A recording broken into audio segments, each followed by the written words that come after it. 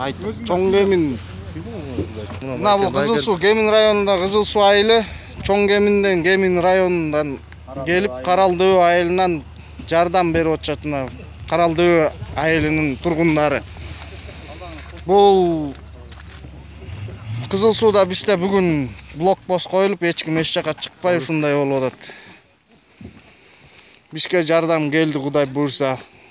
Каралдөө айылында тургундарына чоң рахмат, ыраазычылык билдиребиз. 70 бе? 90 да одым, санаган жоксуз. Санаган жоксуз. Не улан, сен да мындай айтып койсуң. Болбойбу? Ладно.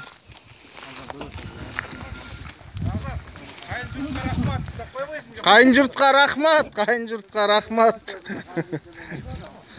Эң биринчи жардамды сразу колду сунат. Мына ошондой болот кайын журт деген.